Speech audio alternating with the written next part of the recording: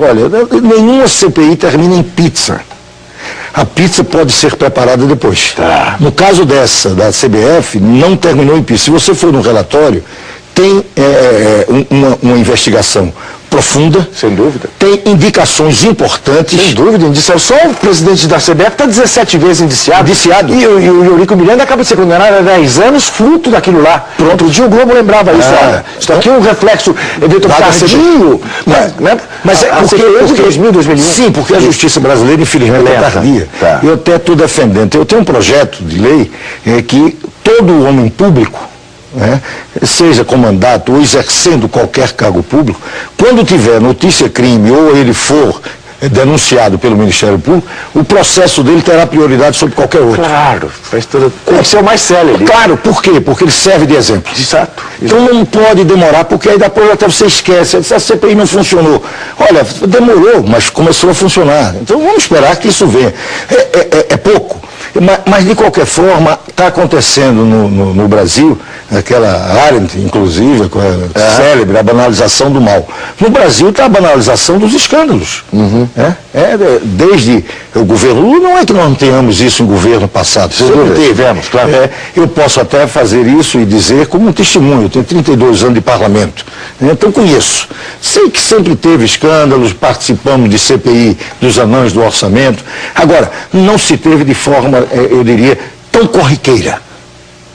Agora, você consegue ter, inclusive com esses espetáculos das prisões que a Polícia Federal está produzindo, até serve como um lenitivo para todos nós. É meio complicado, mas como está um processo de tanta degradação moral, que aí ficamos todos satisfeitos de verem as pessoas algemadas. Mas que não se exagere ao ponto de algemar o técnico Lolissandri, do América de Natal, como se fez na Ilha do Retiro, no jogo contra o Sport. Foi agora?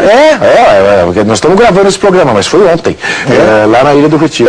Mas aí isso chegou a esses extremos e nós temos com dificuldade de colocar uma certa moderação, prudência. Por quê? Porque a degradação é de tal ordem que isso é o que, pelo menos, sacia a vontade de estar vivendo num país que tem um mínimo de respeito. Pois bem, então esse processo de banalização está de tal ordem que até quando você fala em CPI, o governo Lula começa a desmoralizar. Por quê? Porque faz CPI de fancaria. Essa CPI do apagão, eu já falei, inclusive, para os nossos companheiros do PPS, que tinham que discutir, inclusive, se retirar. Porque ela não vai chegar a canto nenhum, ela está lá fazendo um jogo de cena, para não se aprofundar. Por que é que os equipamentos, por que é que a infraestrutura aeroportuária brasileira está em frangalhos? Mas por que mas vai me desculpar, até vou tratá-lo mais num linguajar parlamentar, por que Sua Excelência não relaxa e goza? Olhe, porque é um processo. Olhe, a falta de compostura também resulta nisso. Eu acho que a Marta deve estar lamentando tremendamente, mas ela entrou um pouco, não pela sua incontinência, irresponsabilidade, mas ela entrou um pouco no clima. Não vamos nos esquecer que ela falou isso depois de uma cerimônia em que Lula não teve nenhuma compostura como presidente da República. Um discurso debochado, um discurso chulo, e que, evidentemente, Marta se envolveu pelo clima e, na euforia, comete um desatino desse. Isso daí, é comparável, evidentemente, sem a violência, sem a contundência, mas aquele do Maluf, Estrupe, mas não mata. Pronto, é um pouco disso, é um clima. Claro que Maluf, hoje Maluf quando fala é fichinha. Um dia desse eu vi uma notícia sobre Maluf sendo processado, ela veio em canto de página.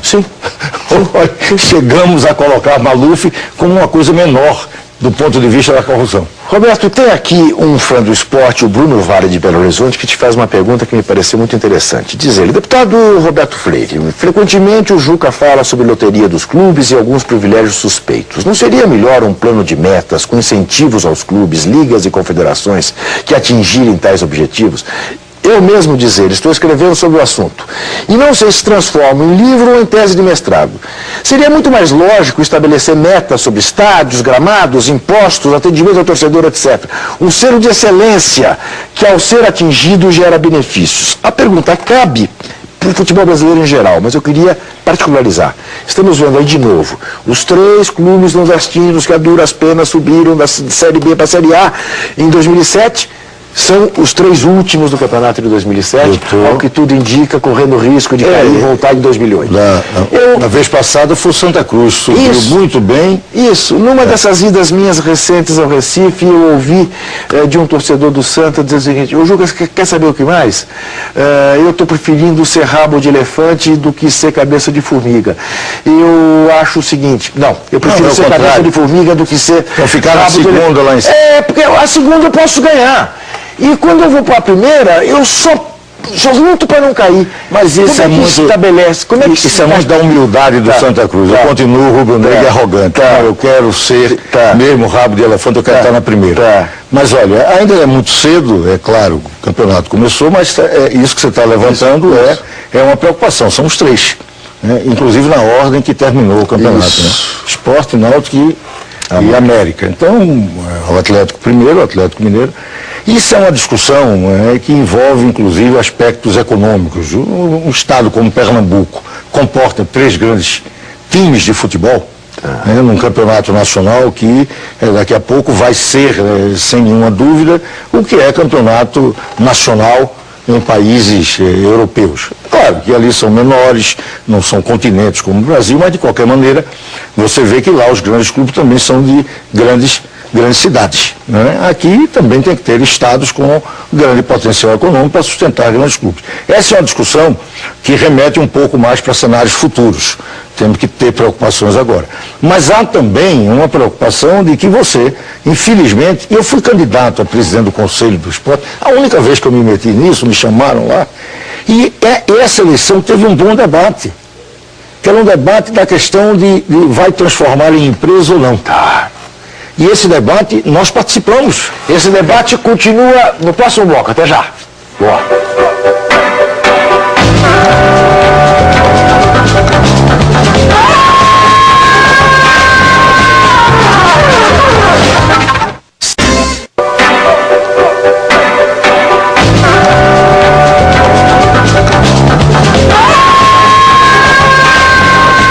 Estou conversando com o presidente do PPS, Roberto Freire.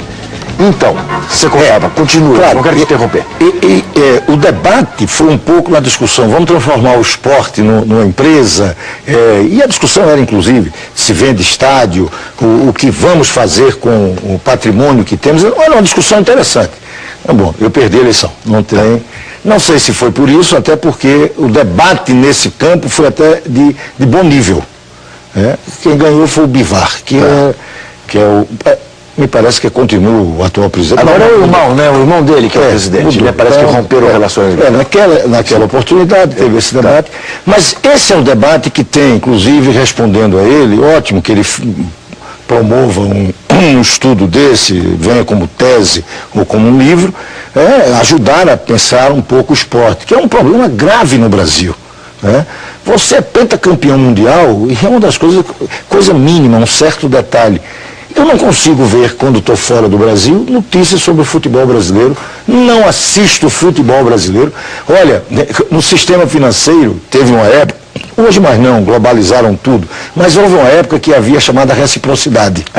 Você só abria banco estrangeiro aqui se permitisse abrir banco brasileiro no país da origem, da matriz desse banco. Era uma certa reciprocidade para você ter também abertura para o mercado internacional. Isso lá, há uns tempos um pouco passado. Hoje, globalização, já ninguém se preocupa mais com nada. Pois bem, no esporte eu acho que o Brasil deveria ter uma política de, no momento em que admitir futebol argentino, ótimo, que é bom de se assistir.